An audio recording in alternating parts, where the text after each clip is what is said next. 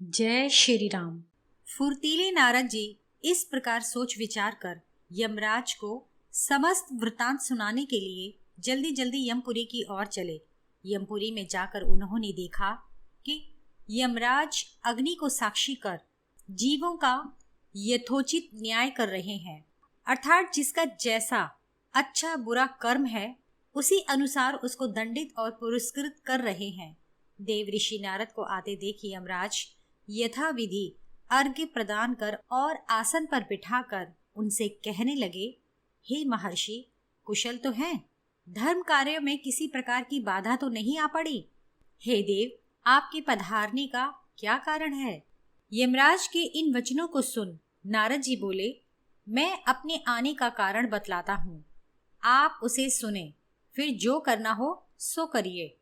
हे पितृराज, दुर्जयी रावण आपको बल प्रयोग द्वारा अपने वश में करने के लिए आ रहा है। हे प्रभु, मैं इसलिए अति शीघ्र आपके पास आया हूँ कि आपको इस संकट की सूचना दे दूं और देखूं कि काल दंड रूपी आयुध को धारण करने वाले आपकी जीत होती है या हार। नारद जी यह कह ही रहे थे कि इसी बीच में सूर्य समान चमचमाता रावण का पुष्पक विमान आता हुआ दिखाई पड़ा। फिर बलवान रावण ने वहां पहुंच देखा कि वहां समस्त प्राणी अपने अपने पुण्यों और पापों का भला बुरा फल भोग रहे हैं। तब वहां उसने यमराज के सैनिकों और अनुचरों को भी देखा। उसने यमराज के महाभयंकर रूप वाले अनुचरों को प्राणियों को बांधते और मारपीट करते हुए देखा। इससे प्राणी महापीड़ित हो बड़े जोर से रोते हुए चीख रहे थे। उन्हें विविध प्रकार के छोटे छोटे कीड़े और बड़े निष्ठुर कुत्ते काट रहे थे। वे ऐसी बुरी तरह चिल्ला रहे थे कि सुनने वाले का मन विकल हो जाता था। रावण ने ऐसे बहुत से प्राणियों को देखा जो जल की जगह रक्त से भरी हुई अति गहरी वैतरणी नदी को पार कर रहे थे और तपती हुई बालू पर बार बार घसीटे जा रहे थे। अनेक पापी असित पत्र वन में कटवाए जा रहे थे। इस वन में तलवार की धार जैसे पैनी पत्तों से युक्त वृक्ष थे। बहुतों को रौरव नर्क में खारी नदी में पटका जा रहा था और बहुतों को छुरों की धार पर चलाया जा रहा था। कई प्राणी भूख और प्यास से तड़प कर पानी मांग रहे थे तो कोई कोई शव के समान दुबले दुखी, सिर के बाल खोले, मैल और कीचड़ से सने हुए तथा सूखी शरीर से चारों ओर भाग रहे थे।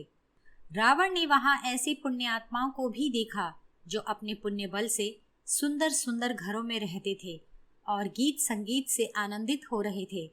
जिन्होंने गोदान, अन्नदान, गृहदान किए थे, वे लोग अपने अपने दान के अनुसार गौरस, अन्न और गृह का आनंद भोग रहे थे। बहुत से धर्मात्मा लोग सोना, मणि, मुक्ता और स्त्रियों को पाकर प्रसन्न थे। वहां उस रावण राक्षस ने इस प्रकार के दृश्य देखे। फिर अपने पाप कर्मों के फल से काटे पीटे जाते हुए प्राणियों को रावण ने जबरदस्ती छुड़ा लिया। रावण द्वारा छुड़ाए हुए उन पापियों को थोड़ी देर तक बड़ा सुख मिला। रावण के द्वारा जब सभी प्रेत यातना से मुक्त कर दिए गए, तब उन प्रेतों की रक्षा करने वाले यमदूत अत्यंत कुपित हो राक्षस राज पर टूट पड़े। फिर तो संपूर्ण दिशाओं से धावा करने वाले धर्मराज के शूरवीर योद्धाओं का महान कोलाहल प्रकट हुआ और वे परिघों, शूलों, मूसलों आदि की पुष्पक विमान पर वर्षा करने लगे। वे फूल पर मधुमक्खियों की तरह चारों ओर से पुष्पक विमान पर टूट पड़े और विमान की बैठकों, अटारियों, चबूतरों और द्वारों पर सैकड़ों हजारों शूरवीर यमदूत चढ़कर तोड़-फोड़ करने लगे। वह विमान साधारण न था, उसमें देवताओं का अंश था, अतः वह इतना तोड़ा जाने पर भी ब्रह्मा जी के प्रभाव से ज्यों का त्यों हो गया था।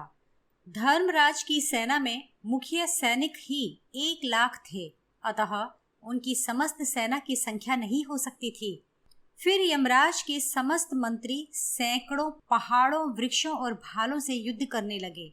फिर रावण भी स्वयं और उसके मंत्री सब प्रकार से अस्त्र शस्त्रों का प्रयोग कर एक दूसरे के ऊपर प्रहार करने लगे।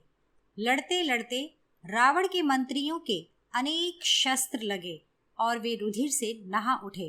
कुछ देर बाद यम के महाबली सैनिक रावण के मंत्रियों के साथ युद्ध करना छोड़ रावण पर टूट पड़े और उसके ऊपर शूलों की वर्षा करने लगे, जिससे रावण का शरीर छलनी हो गया और वह रक्त से नहा उठा। रावण भी शूल, गदा, तोमर और बाणों आदि को चला रहा था, किंतु तब भी रावण के अस्त्र शस्त्रों को रोककर यमराज के सैकड़ों हजारों योद्धा एक साथ रावण के ऊपर शस्त्र प्रहार करने लगे, जिससे रावण का कवच टूट फूट गया और उसके समस्त अंगों से रुधिर बहने लगा। तब वह कुपित हो पुष्पक विमान को छोड़ पृथ्वी पर खड़ा हो गया। वहां 2 घड़ी स्वयं को संभाला, फिर वह धनुष बाण ले बड़े उत्साह से कुपित यमराज के सामने खड़ा हो गया। उसने अपने धनुष पर पाशुपत नामक दिव्य अस्त्र का संधान किया और उन सैनिकों से ठहरो कहते हुए उस धनुष को खींचा।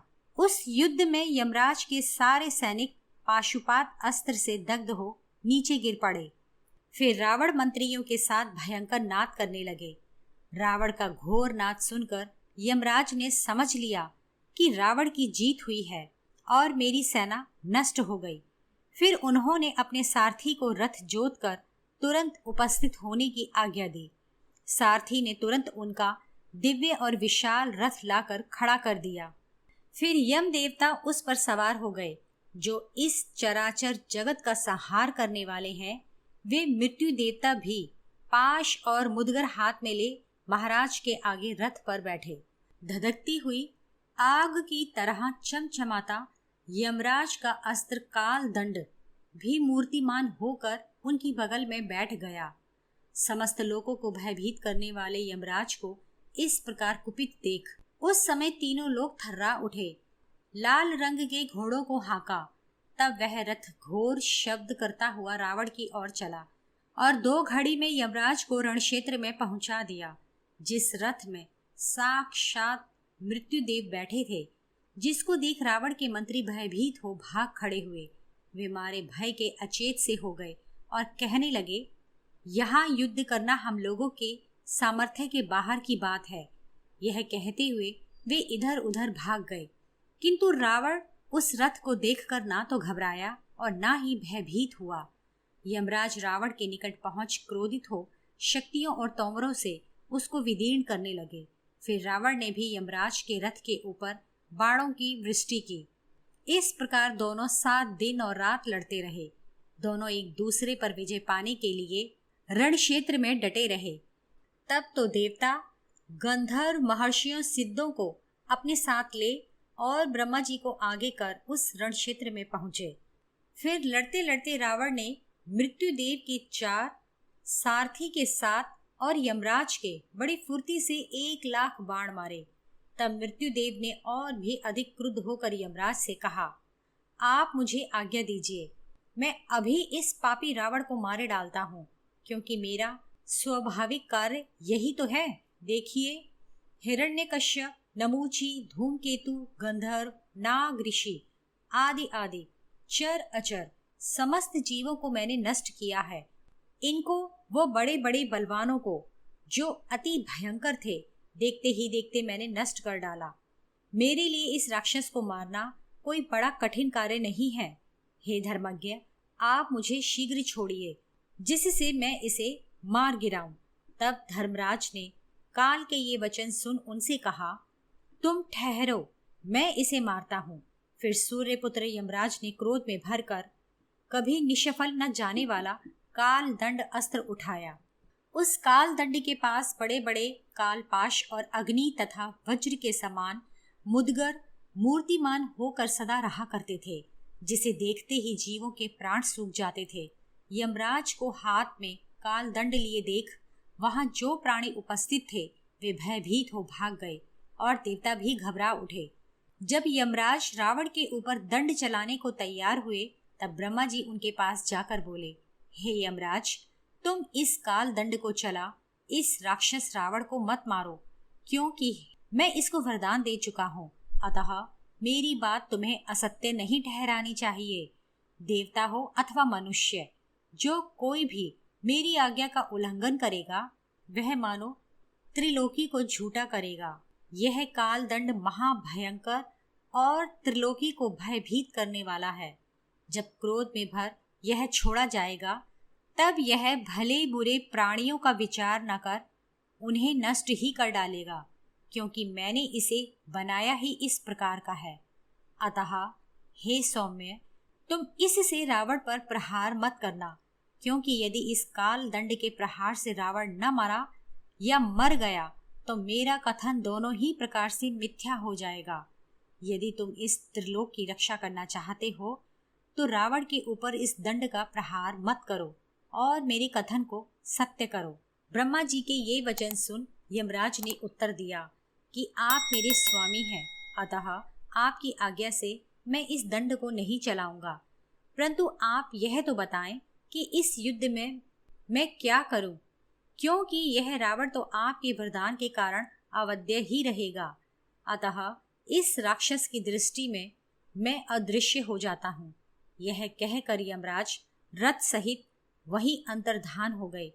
इस प्रकार रावण यमराज को जीतकर और अपने नाम का ढिंडोरा पिटवाकर तथा पुष्पक विमान पर सवार होकर यमपुरी से चल दिया। फिर ब्रह्मा आदि देवताओं के साथ नारद जी भी स्वर्ग को चले गए। यमराज को परास्त कर शस्त्रों से घायल और रक्त से नहाए हुए रावण को देख उसके सहायक अत्यंत विस्मित हुए और महाराज की जय हो कहते हुए मारीच आदि राक्षस पुष्पक विमान पर सवार हुए। तब रावण ने उन सबको ढांढस बंधाया। फिर रावण समुद्र में घुस रसातल में गया। वासुकी नाग की भोगपुरी में जाकर उसने नागों को जीत लिया। फिर रावण मणिमयी पुरी में गया। वहां बसने वाले और वरदान प्राप्त निवात कवच दैत्यों को उसने युद्ध के लिए ललकारा। वे दैत्य भी बड़े पराक्रमी, बलवान और विविध प्रकार के आयुध चलाने में निपुण थे। अतः युद्ध का नाम सुनते ही वे प्रसन्न हुए और शूल, त्रिशूल, तलवार आदि ले लेकर वे राक्षसों से लड़ने लगे। इन दैत्यों को रावण के साथ लड़ते लड़ते पूरा 1 वर्ष हो गया। फिर भी दोनों में से किसी ने हार न मानी। तब ब्रह्मा जी विमान में बैठ अति शीघ्र वहां पहुंचे और युद्ध में लगे निवात कवच दैत्यों को रोककर उनसे स्पष्ट रूप से ये वचन कहे, इस रावण को युद्ध में सुर या असुर कोई भी नहीं जीत सकता और आपको भी कोई नहीं मार सकता। अतः मैं चाहता हूँ कि आप लोगों की रावण के साथ मित्रता हो जाए। मित्रता हो जाने पर मित्रों की सब वस्तुएं आपकी भी हो जाती है और आपकी सब वस्तुएं उसकी होंगी, इसमें कुछ भी संदेह नहीं है। फिर रावण निवात कवचों से मैत्री कर अत्यंत प्रसन्न हुआ। तब निवात कवचों ने भी रावण का यथोचित सत्कार किया। रावण वहां 1 वर्ष तक रहा। वहां उसका अच्छा सत्कार सम्मान हुआ और अपनी राजधानी से भी अधिक सुखपूर्वक वहां पर वह रहता रहा। वहां रहकर रावण ने निवात कवचों से 100 प्रकार की मायाएं सीखी। फिर वह वरुण देव के नगर को ढूंढता हुआ रसातल में कालकेयी दैत्यों के अश्म नामक नगर में पहुंचा। कालकेयी दैत्य बड़े बलवान थे, किंतु रावण ने युद्ध में उनको भी हरा दिया। इसी युद्ध में रावण ने शूर्पणखा के पति विद्युत जिह्व को तलवार से काट डाला, क्योंकि वह रावण को खा जाना चाहता था। उसको मार कर रावण ने क्षण मात्र में 400 दैत्यों को मार डाला। फिर उसने सफेद बादल की तरह वरुण का दिव्य भवन देखा। रावण ने वहीं पर वह सुरभि गाय भी देखी, जिसके थनों से सदा दूध की धारा बहा करती है और जिसके दूध की धार ही से क्षीरोद सागर की उत्पत्ति हुई है। रावण ने महादेव जी के वाहन नंदी की माता गाय सुरभि के दर्शन किए। उनके दूध से उत्पन्न क्षीर सागर से ही चंद्रमा की उत्पत्ति हुई है। इसी के सहारे फैन पीने वाले महर्षि जीते हैं। उसी क्षीर सागर से ही सुधा तथा स्वधा भोजी पितरों की स्वधा भी उत्पन्न होती है। एक शब्द या मंत्र जिसका उच्चारण देवताओं या पितरों को आहुति देने के समय किया जाता है, उसे स्वधा कहते हैं। लोक में जिनको सुरभि नाम से पुकारते हैं, उन परम अद्भुत गौ माता की परिक्रमा करके फिर रावण ने नाना प्रकार की सेनाओं से सुरक्षित महाभयंकर वरुणालय में प्रवेश किया। वहां पहुंचने पर जब वरुण के सेनापतियों ने रावण से युद्ध किया, तब उसने सेनापतियों को मार डाला। फिर बचे हुए सैनिकों से कहा कि तुम लोग तुरंत जाकर अपने राजा से कहो कि रावण तुमसे लड़ने के लिए यहाँ आया है। अतः या तो तुम उससे आकर लड़ो या हाथ जोड़कर उससे कहो कि मैं हार गया। ऐसा करने से फिर तुमको किसी प्रकार का भय ना होगा। इतने में वरुण जी के पुत्र और पौत्र अत्यंत क्रोध में भरकर रावण से लड़ने के लिए निकले। उनके साथ गौ और पुष्कर नाम के 2 सेनापति भी थे। ये लोग बड़े गुणी थे। ये लोग अपनी सेना को साथ लिए मन की तरह वेग से चलने वाले रथों पर सवार होकर आए थे। फिर रावण और वरुण के पुत्रों में अत्यंत भयंकर युद्ध होने लगा। रावण के मंत्रियों ने वरुण की उस समस्त सेना को नष्ट कर डाला। वरुण के पुत्रों ने अपनी सेना का नाश देख तथा स्वयं बाण समूह से पीड़ित हो कुछ देर के लिए लड़ाई बंद कर दी। फिर रावण को पुष्पक विमान पर चढ़ा हुआ और स्वयं को भूमि पर से लड़ते देख वरुण के पुत्र पौत्र आदि शीघ्रगामी रथों सहित उड़कर आकाश में जा पहुंचे। अब दोनों का आकाश में युद्ध हुआ। वरुण की सेना ने अग्नि के समान बाणों को चलाकर रावण को संग्राम से विमुख कर दिया। रावण को युद्ध से विमुख देख वे लोग विविध प्रकार से हर्षनाद करने लगे। अपने राजा का ऐसा अपमान देख महोदर बहुत क्रोधित हुआ। फिर उसने गदा के प्रहारों से वरुण पुत्रों के घोड़ों को मारकर जमीन पर गिरा दिया। सारथी और रथ भी चूर चूर होकर भूमि पर गिर पड़े। किंतु वरुण जी के पुत्र व पौत्र बिना रथ के भी अपने प्रभाव से आकाश में ही खड़े होकर युद्ध करने लगे। बहुत समय तक युद्ध करने के बाद रावण ने वरुण पुत्रों पर ऐसे बाणों की वर्षा की कि वे भूमि पर गिर पड़े और उनके सेवक तुरंत उनको उठाकर भवन में ले गए। फिर रावण ने उन सेवकों से कहा कि मेरा संदेशा वरुण से जाकर कहो। तब प्रहास नामक वरुण के मंत्री ने रावण से कहा कि जिनको तुम युद्ध के लिए ललकार रहे हो वे वरुण जी गीत सुनने के लिए ब्रह्मलोक गए हैं। हे वीर, तुम वरुण पुत्रों को परास्त कर ही चुके हो। अब वरुण के न रहने से व्यर्थ परिश्रम क्यों कर रहे हो? तब रावण अपने नाम की विजय घोषणा कर हर्षनाद करता हुआ वरुण भवन से निकल आया और जिस मार्ग से आया था उसी मार्ग से पुष्पक विमान में लंका को लौट गया। जब रावण वहां से लंका को लौटा तब उस समय रास्ते में उसने प्रसन्न हो राज ऋषियों, देवताओं और दानवों की कन्याओं को हर लिया। वह दुष्ट जिस किसी सुंदर विवाहित या अविवाहित स्त्री को मार्ग में देख लेता उसके बंधुजनों को मारकर उसे हर कर अपने विमान में बैठा लेता था। इस प्रकार रावण ने कई राक्षस, असुर आदि कन्याओं को अपने विमान में बिठा लिया था। वे सब दुखी हो रो रही थीं। उसका विमान अत्यंत सुंदर स्त्रियों से ऐसे भर गया जैसे समुद्र नदियों के जल से भर जाता है। वे सब कन्याएं दुख और शोक से भरी विलाप कर रही थीं और कह रही थी, हे मृत्युदेव, मैं तुमसे प्रार्थना करती हूँ कि तुम मुझ दुखिया को ले चलो। पूर्व जन्म में हमसे ऐसा कौन सा पाप कर्म हुआ था जिसके कारण हम सब इस शोक सागर में पड़ी हुई हैं। वे स्त्रियां माता पिता भाई तथा पति की याद करके दुखी हो एक साथ करुणाजनक विलाप करने लगी थी। विलाप करते हुए कहने लगी, हमें तो अपने इस दुख का अब अंत ही नहीं दिखाई पड़ता। इस मनुष्य लोक को धिक्कार है, क्योंकि इस जैसा अधम लोक दूसरा नहीं है। जहां हमारे निर्बल पतियों को इस बलवान राक्षस ने नष्ट कर डाला। यह कामी ऐसे दुष्कर्मों में रत रहकर स्वयं को निंदित भी नहीं समझता। स्त्रियों का बलात्कार करना दुष्कर्म है और यह राक्षस पराई स्त्रियों में ही आसक्त रहता है। इसलिए यह दुर्बुद्धि पराई स्त्री के कारण ही मारा जाएगा। उन पतिव्रता स्त्रियों के मुख से इन वचनों के निकलते ही आकाश में नगाड़े बजे और फूलों की वर्षा हुई। स्त्रियों के इस शाप से रावण का पराक्रम नष्ट हो गया और उसकी प्रभा क्षीण पड़ गई। उन पतिव्रता स्त्रियों के शाप को सुन रावण उदास हो गया और वह स्त्रियों का विलाप सुनता हुआ लंका नगरी में जा पहुंचा।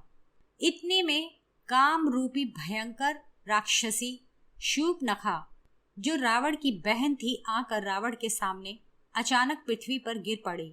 रावण ने बहन को उठाकर उससे पूछा, हे भद्रे, क्या बात है? शीघ्र बताओ, तुम मुझसे क्या कहना चाहती हो? लाल लाल नेत्र वाली उस निशाचरी ने आंखों में आंसू भर कर कहा, हे राजन, तुम बलवान हो, इसलिए बलपूर्वक तुमने मुझे विधवा कर डाला। तुमने अपने पराक्रम से युद्ध में 14,000 काल के दैत्य को मारते समय मेरे प्राणों से अधिक प्रिय महाबलवान पति को भी मार डाला।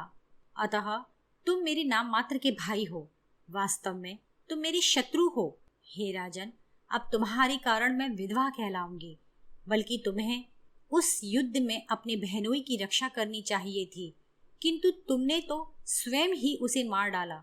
इस पर तुमको लज्जा नहीं आती? इस प्रकार रोती और विलाप करती हुई अपनी बहन की बातें सुन रावण ने ढाढ़स बंधाते हुए उससे कहा, बहन, तुम रो मत और किसी भी बात के लिए भयभीत मत होना। मैं दान, मान और अनुग्रह में यत्न पूर्वक तुझे सदा संतुष्ट करता रहूंगा। उस समय विजय की अभिलाषा से युद्ध करता हुआ मैं मतवाला सा हो रहा था और निरंतर बाणों को छोड़ रहा था। उस समय मुझे अपने पराये का तनिक भी ध्यान न रहा और अपने बहनोई को पहचान न सका, इसलिए तेरा पति मेरे हाथों मारा गया। जो हुआ सो हुआ। अब इस समय जो तेरे हित के लिए उचित है वही मैं करूंगा। अब तू अपने ऐश्वर्यवान भाई खर के पास जाकर रह। तेरा महाबली भाई खर अब से 14,000 राक्षसों का अधिपति होगा। उसे अधिकार होगा कि वह अपने अधीन राक्षसों को जहां चाहे वहां भेजे और जिसको जो कुछ देना चाहे दे। वह खर तेरी मौसी का पुत्र है, सो वह सदा तेरे आदेश का पालन करता रहेगा। अतः हे वीर खर, तुम दंडक वन की रक्षा के लिए जाओ। महाबली दूषण इसका सेनापति होगा। वहां पर शूरवीर खर सदा तुम्हारी आज्ञा का पालन करेगा और काम रूपी राक्षसों का स्वामी होगा। यह कहकर रावण ने खर के साथ रहने के लिए सैनिक राक्षसों को आज्ञा दी। फिर बलवान, पराक्रमी तथा भयंकर शक्ल सूरत के 14,000 राक्षसों को साथ लेकर खर दंडक वन में तुरंत जा पहुंचा और वहां निष्कंटक राज्य करने लगा। शूर्पणखा भी वहीं दंडक वन में रहने लगी।